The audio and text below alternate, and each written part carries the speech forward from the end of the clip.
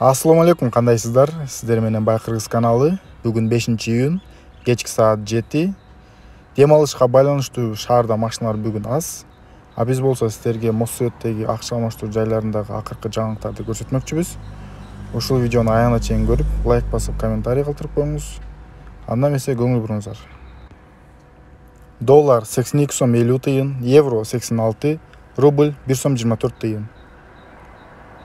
Доллар 82 сом 50 тыйын, рубль 1 сом 24 тыйын. Доллар 82 сом 20 тыйын, рубль 1 сом 24 тыйын. Доллар 82 сом 50 тыйын, рубль 1 сом 24 тыйын. А бул жердеги курс төмөндөгүдөй, шашпай көрө алсаңыздар болот. Көңүл бурганыңыз үчүн чоң рахмат, сак саламатта туруңуз.